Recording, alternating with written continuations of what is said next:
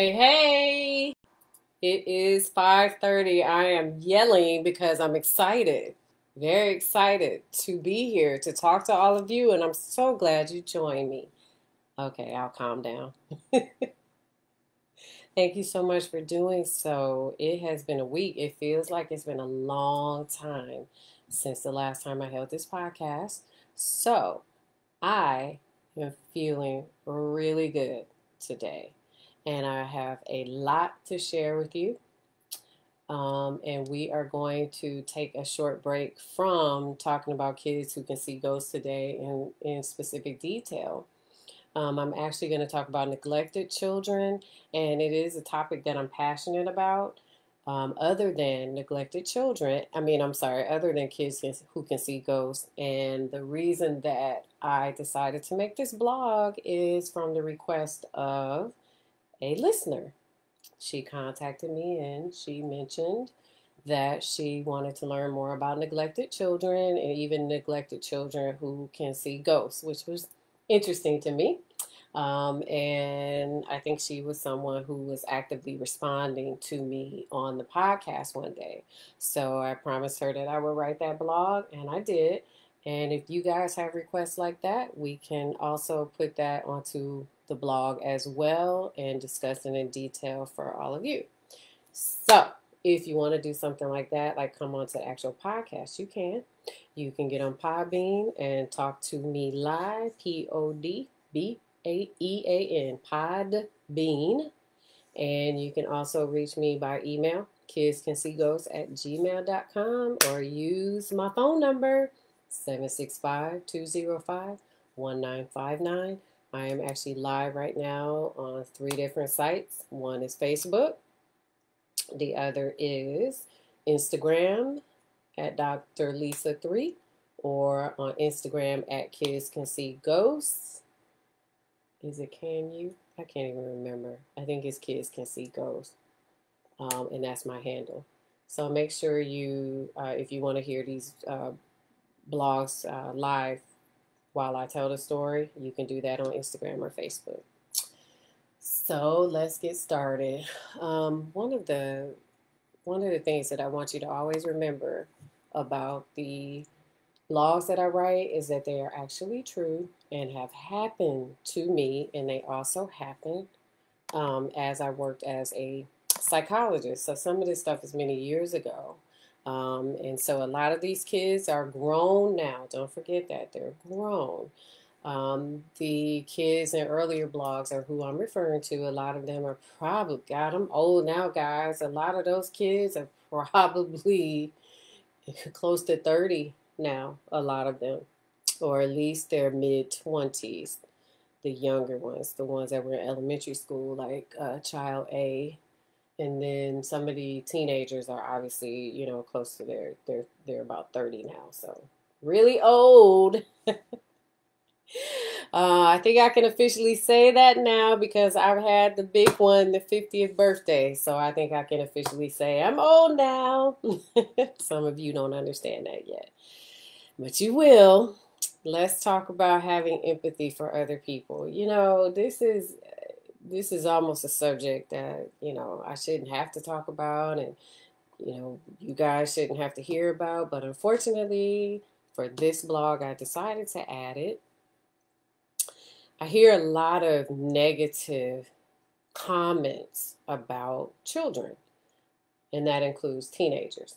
And I hear a lot of negative comments because people naturally assume that either parents are bad or innately bad, that care for these children or do not care for them, or they assume that the reason that these kids are not cared for is for things such as the parents being on drugs and things like that.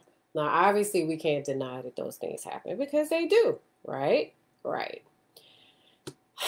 But what if it's just a matter of a parent not being paid, right? And so they couldn't get their kids any shoes until they get paid. How many times as parents do we say, don't ask me until I get paid? Don't ask me until I get paid. Or you buy a kid a pair of Adidas, like I did for Christmas. a pair of brand new $100-something Adidas, and that was Christmas. By the end of February, those Adidas were torn up. You know what I said, if you know me well enough. Okay, well, you don't care enough to take care of your shoes, then I'm not buying any. So you better wash those, and you better figure out a way to wear them until you take care of your stuff better. Because I don't believe in rewarding kids with things if they're not good stewards of the things that you give to them. So somebody has not taken care of her shoes yet, so I have not bought her any. Now, I was told my kids can hear this podcast from upstairs, so they're probably listening, laughing, and she's probably like, oh, man, I'm not getting any shoes still. No, you are not until you earn them. So what if it's just something simple like that? What if a parent lost their job? You know, there are a lot of things that come into play, but what we tend to do is we tend to prejudge people before we know the story. And so I hear those things and I see those things, and I hear a lot of, staff, teachers, and other professionals who sometimes categorize, and it's not all, it's some, who will categorize kids like this, as not having anyone take care of them, or their hair is disheveled, no one cares. Sometimes I think these judgment calls are pretty harsh. They're pretty harsh. And so it's okay to ask questions and to doubt, yourself about your preconceived notions when you work with children. So that is something that, as psychologists or as aspiring psychologists, therapists, social workers, counselors, etc., we have to learn, which is to remove our biases, stereotypes, and negative thoughts. And I'll tell you why. When I wrote this blog, I have had a really good example of this. There was a child who walked up to me out of the blue and said, I have to clean up this weekend. And I said, oh, that's good, because I believe in kids, doing their part at home and learning chores. It gives them responsibility. And then I said, that's good. And he said, well, I have to clean up my room because we're gonna lose our apartment. And then I said, oh, okay. I said, is that what the landlord said? Because kids are smart. Never underestimate them. Ask them flat out. If they don't know what a landlord is, you tell them. This.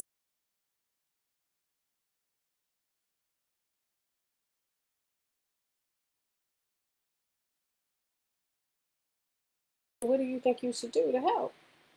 And this kid said, well, I am going to spend a weekend cleaning up. And I said, well, very good. And I know your mom would be really happy to have your help, because cleaning up is not always an easy thing to do. And so this child said, yeah, it's not going to be easy, but I'm going to do it. And I said, okay, well, let me know how that goes for you. And someone had whispered to me, I think you should call Child Services, which is DCFS in Illinois. They're going to lose their home, and we need to do something about it, because this is possibly child neglect and homelessness, and I want to make sure that this child has somewhere to go.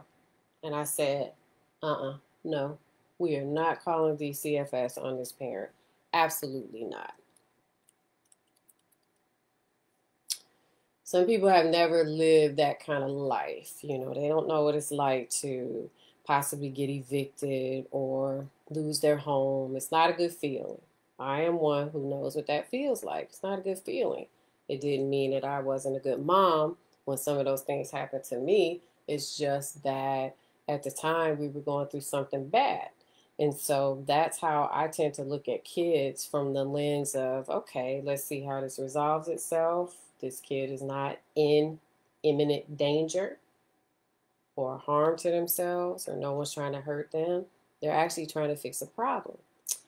And so I said, this is not a good time to call DCFS. You don't have any grounds for one, the kid is not homeless. There's the potential for the child to be homeless. And that's something that we can cross over and deal with, when if that happened. And so that was a Friday. And as I wrote in the blog, guess what happened? This is a kid who always walked up to me and told me every single thing. And I don't even know why. This little one just did it. And so he walked up to me and he said, guess what happened? And I'm like, oh, what happened? Now pause right there, because remember, you want to establish rapport with kids. And so if he did not trust me, he wouldn't tell me, right? And he definitely wouldn't have told me the conclusion. And if I had called the state in the moment, and what would have happened if he found out, and if his mom found out that the state was called because he told what happened? It would have been a negative outcome. So he came right up to me and he said, I had to clean up all weekend. We cleaned up all weekend. And I said, ugh, cleaning up all weekend would get on my nerves. And, because you want to try to make things very realistic for kids. And his response, yeah, I cleaned all weekend, but we got it done. And I said, I bet your mother was so happy. And basically the kid was saying, yeah, it got on my nerves too. I don't think I put all that stuff in the blog, but we did it. And I said, well, what happened? Can you tell me? So what did that do? That opened up the door to whether or not they were homeless. It's all in timing. It's all in being prepared. It's all about, how you are able to gather information from kids. And if they're not in danger, it's okay to let it go some and find out what happens. And that's what I did. It's like taking a deep breath before you speak. Sometimes when I pause in the podcast, it's because I'm actually taking a deep breath before I speak. And this little one said we were able to keep our place or our apartment. And I said, that's fantastic. And this kid hugged me, walked away to class, and I said, I am really proud of you. From that day forward, everything that happened in this child's life, I knew. And I wound up having a conversation with the mom, and you know what happened? Mom lost her job. And the landlord was basically telling her, and I didn't write this in the blog, clean up, keep it clean, you can stay. I know you'll find another job.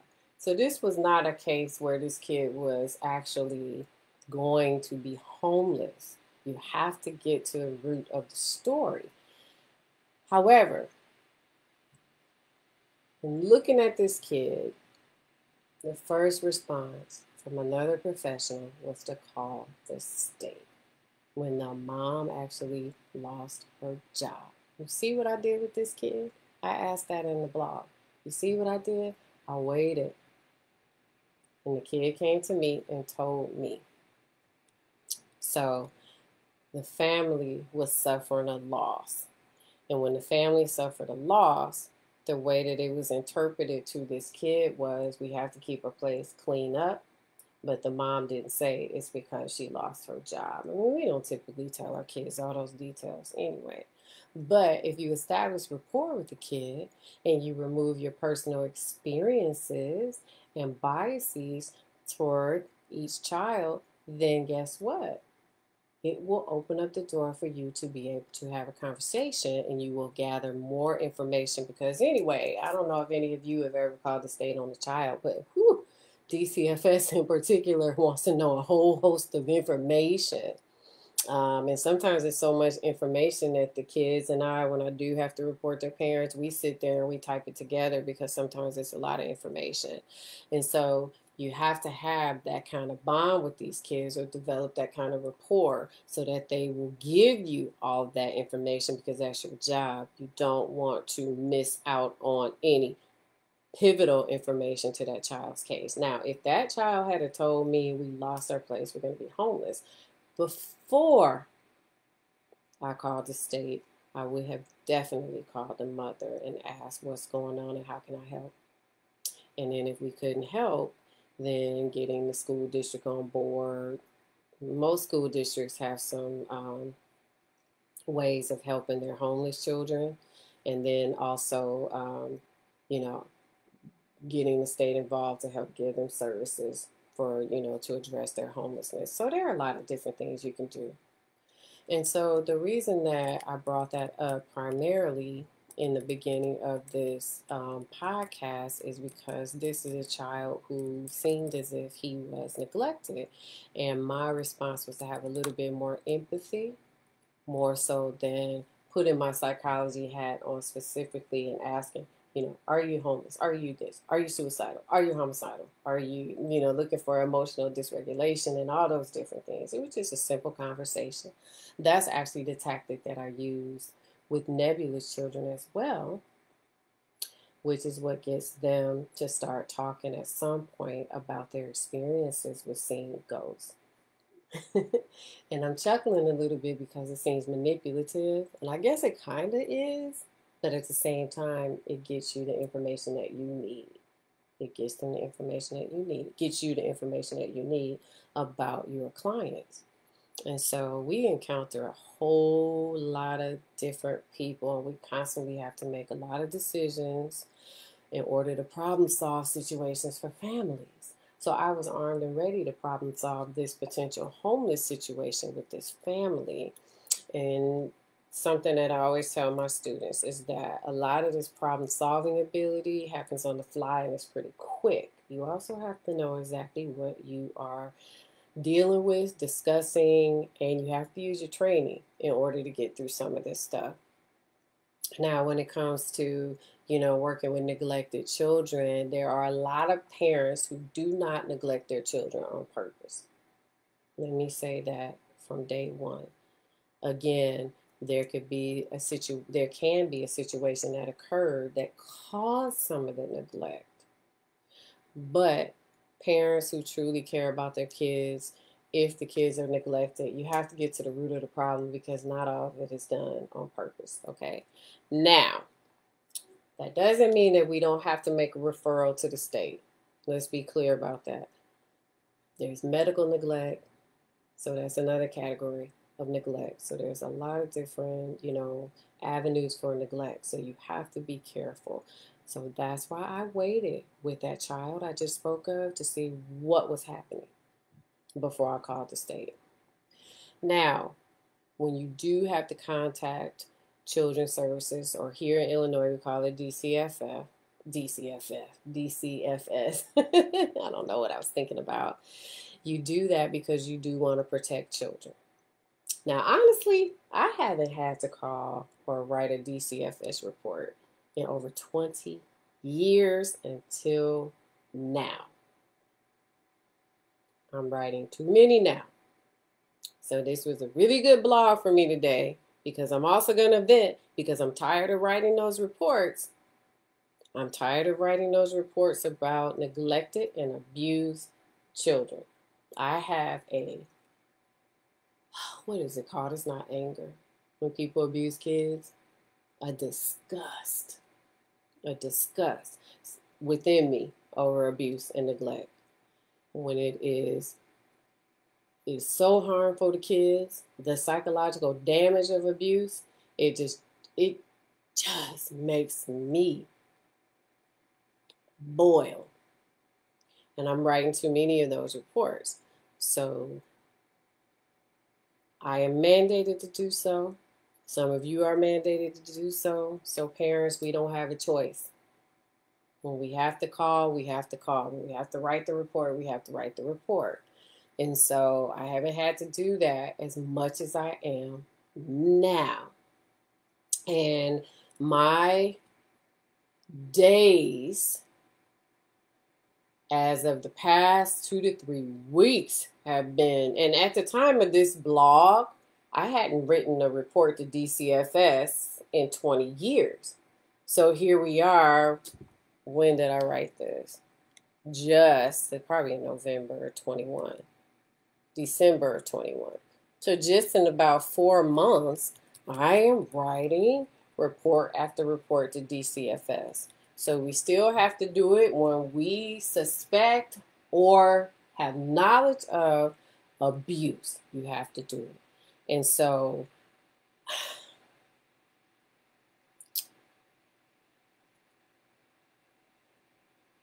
I think I want to go in a little bit of a different direction, because when we talk about abuse, I am going to talk about domestic violence, and it's because there are far too many cases of domestic violence. Now, here's the thing when it comes to abuse. Domestic situations that are domestic can be abusive too toward children.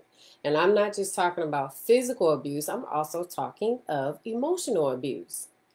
And have had to report cases like that of emotional abuse, which is extremely damaging, just like physical abuse. And so, listen, ladies, because I'm talking to you, there are a lot of women who share with me that their kids do not remember acts of violence toward them. They tell me stuff like, no, my kids don't remember when their father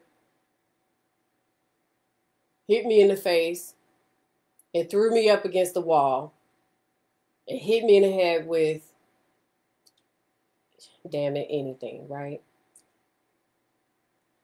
And I recall probably one of the worst cases of domestic violence I've ever been involved with. I remember the mother telling me about what happened to her, and in that moment, the husband threw her so hard into a wooden chair that her body broke the chair. And she specifically said, my son will never remember this. Now, he could not remember. He won't. He's too little. Now, let me tell you something. We could talk about trauma all day long, but I'm going to remind you of something else by sharing what this kid did and why this kid started coming to see me. So the mother was not my client. It was the son. The son was physically abusive to the girlfriend. Physically abusive toward women, right? And the other thing is, this child was becoming physically abusive toward his mother. The other thing is, this was an angry kid at school. On the football field, anger manifested this child's life at the time. So the mother said to me, my son will not remember any of this between his father and I. He just won't do it. And I said, okay. That surprised you? It probably should, because I'm so talkative. So I said, okay, all right.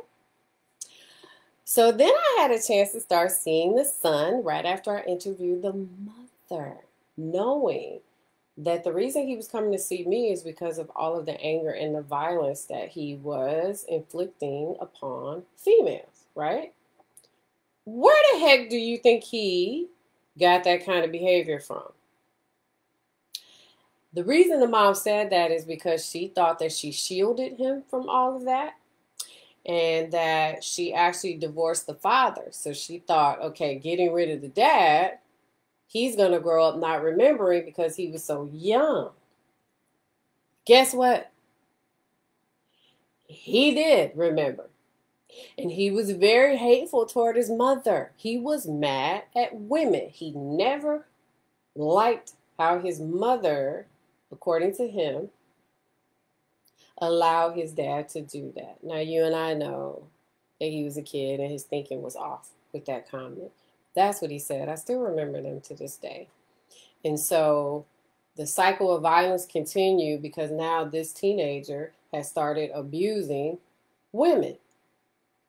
And the mother just cried. I was not afraid to be alone with this kid. For some reason, he was very gentle with me. I don't know. Sometimes people get like that towards psychologists. I don't know if you guys think we're reading your minds or what, but we're not. And so I remember him being very soft spoken and very gentle with me, and I was able to work really well with this kid.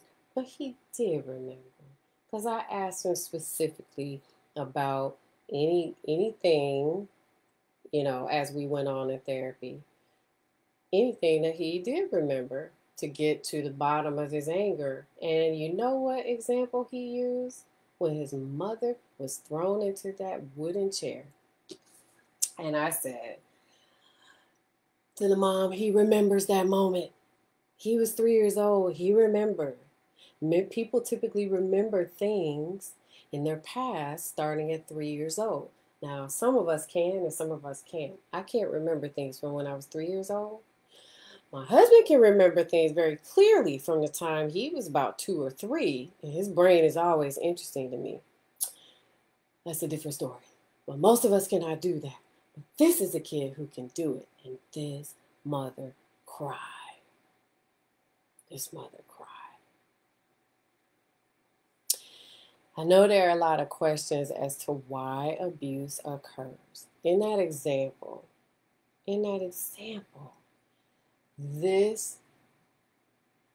so I'm a behaviorist, and so I believe that all behaviors are learned. And I believe in this case, this child learned violence from his father. In a lot of the cases with boys, ladies, they learn these behaviors at home from what they see. And typically they go out, if they can't control themselves, and do the same things to women.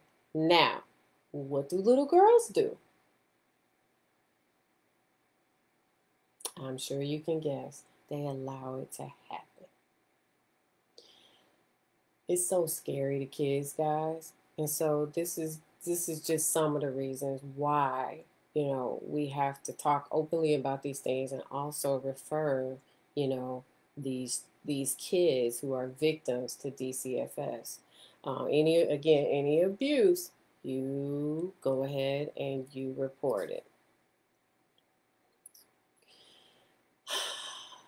I have a lot of stories about domestic violence, actually, and it's the reason why I won't work at or volunteer. I do a lot of volunteer work, and it's the reason why I will not work or volunteer in a domestic violence shelter. I actually had, I know I didn't write this in the blog.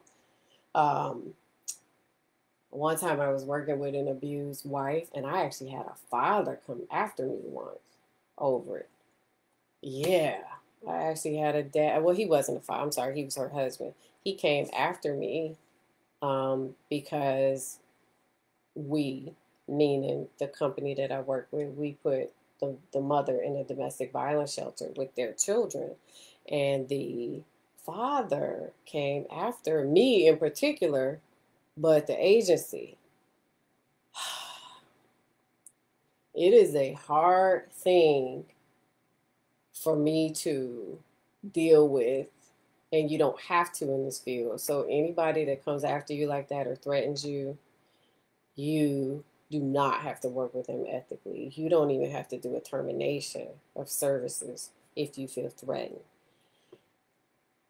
So the police were there and everything to make sure, that this person didn't follow through with what he was going to do, which was coming up there. And I guess he was going to give us the business or even worse.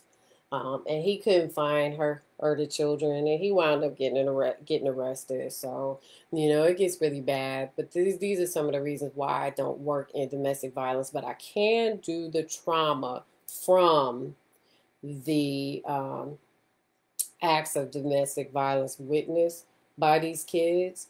I can do the trauma or the effects of trauma from this. And also, a lot more times than not, the perpetrators end up abusing the kids. Now, fellas, I'm not discriminating against you. The reason that I am talking about the women is because the majority of individuals who are in domestic violence situations are women inflicted by men.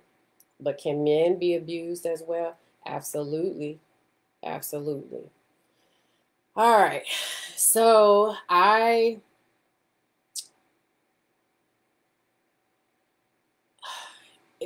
one other thing, I thought back to a kid that I worked with all the way back in Nashville. And so I'm going to tell you that story real quick before we move on. This was the first time I worked with a child that had murdered someone. I was very young. I may have still been in my mid 20s by then. So just at a master's level. And I can't remember. I think I was getting my master's degree. I'm pretty sure. So this was in the prison system in Nashville. This is also a reason why I don't work in the prison system. Not my population, although you got to give them some love when they come out of jail and do the right thing and want to get jobs. But working inside of the prison, like in the jail, I'm not forensics, not my thing. Remember, we all have limitations. Um, but as you're growing up in psychology and you're in school, you learn what you can work with and what you cannot. Another example for me are pedophiles. Cannot work with them, won't go near them. Let the professionals who deal with that population deal with them. The trauma part I will deal with, and the children. So this was my first time, working in the prison system, and was called to work with get this, 13-year-old who was in juvie, who actually murdered a man in cold blood who was sitting in his car. Just sitting in his car waiting for somebody, and this little kid goes up to him, shoots him in the head. I'll never, ever forget this because I found out that the man that was sitting in the car was a husband, an attorney, and had a pregnant wife. If you're looking at me in the video, I have my head down because I will never forget that moment. And so I'm like, man, goodness gracious, why would a child do this? This was the first child, I believe, in the state of Tennessee who was tried as an adult. Yeah, and I had to go see him. And I can still see that day when I close my eyes. And my question, I still remember his name and everything. And mind you, I don't remember the clients that I talk about in his blog. I do not remember their names. Just what happened, the situation, and what I learned from them, which is what I write about. A lot of the reports and stuff that I did do for these kids, I told you guys I still have them, but I don't look at them because I want a lot of the stuff to remain confidential. This kid, I remember his name. Never forgotten this moment, and it's been about 30 years, maybe 32 at the moment. So, I said to him, why did you shoot the man in the car? He's a child. He said, I don't know. I don't know. When I work with boys who have become violent, when I have worked with them against girls, I'll say, why are you hitting the girls? And they'll say, I don't know. And sometimes I ask a little girl today, why did you hit her? And she's like, I don't know. She deserved it. I mean, sometimes they truly don't know why they make the decisions they do. So in the field of psychology, there are times when I say I have to put the puzzle pieces together, because you do. You have to put the puzzle pieces together. So in the case of the boy that shot the attorney, he was being initiated into a gang. And he had to go out and he had to shoot someone to show that he was worthy of being in this gang. Yep, tried as an adult, is probably still in prison now. Grew up in jail. The boy that I was working with, who saw his mother when he was about 2, 3 years old, Um, he continued to come to therapy. He didn't want to be that way like his dad. So that was actually a pretty good outcome. I don't know exactly what happened to him after therapy, but that was a pretty good outcome. But you see, sometimes they just don't know. So we have to put the puzzle together. For the boy who saw his mom get thrown, not pushed, thrown into the chair, he had to understand, for example, where his anger came from. Where his anger came from. Learned behavior, but also modeled. It was modeled to him from his dad. And then angry because he saw his mom hurt. You know, uh, you have to put the puzzle pieces together, and sometimes it's going to require you to do more work, more research, more guidance from other seasoned psychologists. So never be afraid to consult with others, and ask questions. Now, when you go back and you think about my blog, Twin Flames, if you haven't read that, that was actually really popular. One of the two really popular blogs. And on top of the different acts of violence that those kids saw, the father thinking that he needed to protect them from demons by murdering them. And, trauma may not feel the same to kids, but there are certain symptoms that are the same. And so the part about seeing ghosts doesn't really apply here unless they're telling me, like Twin Flames, that their father was seeing dark angels or seeing demons, and he was taken away because he took that to a different level where I have to protect my kids, and so I am going to murder my kids because these demons are going to take my kids away. So you have to be able to divide all of this up between mental health and nebulous kids. And it's all right to consult with someone about it, because actually I heard from two other therapists last week whose clients told them that they see ghosts. So, it's not always easy, and that's why you have those of us who are more seasoned, and then there are people far more seasoned than me that can help. So make sure you use everything that you have in front of you to assess the situation, to put the puzzle piece together. Read a couple books if you have to, and consult with other people. And so, have I encountered, one of the questions that this caller had was, have I encountered children that have been neglected who are also nebulous children? Yes, I have. I have.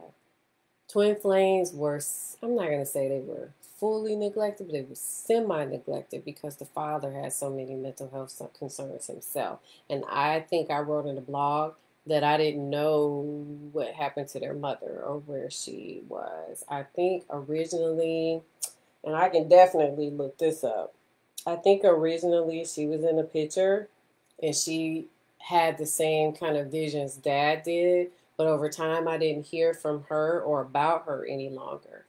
So these were kids who, if I recall correctly, and if I'm wrong, I will correct this because I might actually look up some stuff about them. The mother may have been more neglectful. So yes, and the way that you uncover that is by your interview questions. Now, the kids that I worked with, remember, were kids from community mental health. So you're just grabbing names, the first name off of the waiting list. So it's not like a few of the kids were recommended. I was recommended to the parents, true enough, especially testing. A lot of my recommendations for testing were word of mouth. The kids in therapy, I'm pulling them off of the wait list. Community mental health has a very long wait list. They always do. They're just overwhelmed. There's not enough of us practicing psychology or in mental health. So there's always a long waiting list. And so I will pull kids off of the waiting list. So I'm always unaware, for the most part, if kids can see ghosts or not. Now, there might be some other health professionals who tell mental health who will tell me they have auditory hallucinations or visual hallucinations, and I'll go, oh, I wonder if they can see ghosts. But those are things that you get to. It's not something that I ask immediately. The other thing is that um, when you pull them off of a waiting list, you're only getting bits and pieces from the paperwork about what happened. So you need to be able to do a firm and strong clinical interview, and it can be structured, it can be unstructured. You guys in mental health know what I'm talking about. Along with some of the data that you collect to make an informed decision about these kids and what's supposed to happen. And so when I encountered nebulous children who were neglected, um, it was just a handful, just a handful. And I think with these kids, is I never called the state or anything on any nebulous child. I know that for a fact. And so the thing with these parents is that as I learned about them, if you want to talk about neglect, it was more so they're not listening to me. I'm trying to tell them that I can see ghosts. Or they think I need mental health treatment and I don't. I just need to figure out how to stop from seeing ghosts. Or, my parents think something's wrong with me, but it's not. I just can't tell them I can see ghosts. So you see the difference? So I really wouldn't even call it neglect. It was more so being void of information toward their parents, or their parents not understanding the ability to see ghosts.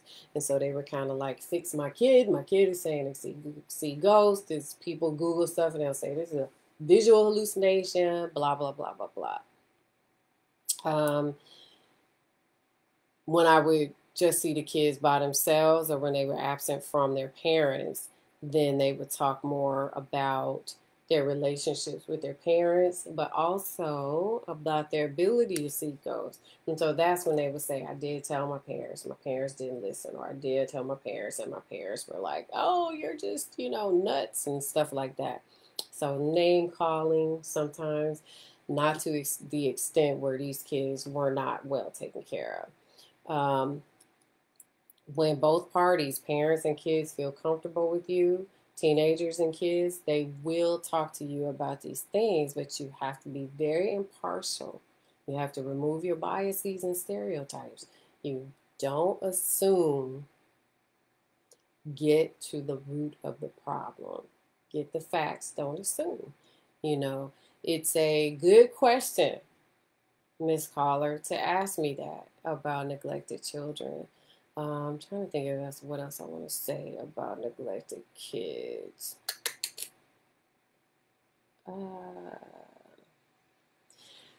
That's about it. But what I'm going to say is, if you're getting into this field, it can be exhausting. It can be stressful. There's a high burnout rate if you don't take care of yourselves. You have to do that. That is my advice to the students that I work with when I am teaching. That is my advice to new clinicians, despite your field. So if it's social work, I'll tell you the burnout rate is high and you need to take care of yourselves. So somebody asked me recently, given everything you write about, because more people are starting to read the blog, which is great. I really appreciate that. Thank you. They asked me, would you change your mind or do something different other than psychology? And I have to share with you guys that I actually wanted to be a marine biologist, believe it or not. Not a lot of people know that about me. And being a marine biologist, I would have, of course, liked to work with dolphins. I like sea turtles and dolphins. I actually like whales, just not orcas. Orcas are beautiful, but I just never been a fan of them. I'm probably more scared of orcas than I need to be, but I do like dolphins and I do like sea turtles. So I could almost see myself, working down in, Orlando or Miami somewhere in my next life. But I do like my field a lot. I think it has been worth it. I have a strong appreciation for it. I am doing different things now, like the podcast and the blog. I'm helping more people. I'm volunteering, which also helps people. My kids are getting older, so I'm finding a lot of stuff to do that keeps me from being bored in psychology. I'm also an Aquarius. You know, we get bored pretty easily. So if I'm not changing my hair color one week, I'm talking about to my mom and to my husband who I'm going to volunteer with next. So yeah, I will share with you all that I have been getting happier in psychology. I've learned how to not burn out. I have learned to take care of me in the process of working with children and families. And I'm more, because I've gotten older now, I'm more of a mentor to people as opposed to being that um, young psychologist who had all of the energy. I walk down the hallways and hear the kids cursing, for example, and I'm like, ah, what the hell, I'll curse too, so just kidding, parents. I do correct them sometimes. So that is going to be the end of this blog. I know we steered a little bit from ghosts, but I do like to answer your questions when you do have them. I know you guys are out there dealing with, families as well, and so that's why we have each other. Now, blog 43 is all about possessions. If you can, I do want you to read that blog. Also, please like and share the blog too. You can like each one, and that helps me. So there were a lot of questions in December, right before Christmas. So I'm not sure what was happening right before Christmas, but there were people asking me questions about possessions. Ironically, it's April, and I have gotten at least 3 questions about possessions recently. So next week's blog is going to address those questions as well. I'm not going to put them in a blog on Friday, but they will be addressed on the podcast next week. So join me next week. We are going to talk about possessions. It's actually a topic that I do like to talk about. I don't want it to happen to any of you, but I do like to talk about it. So you all have a good rest of the week and a good weekend, and I will talk to you next week.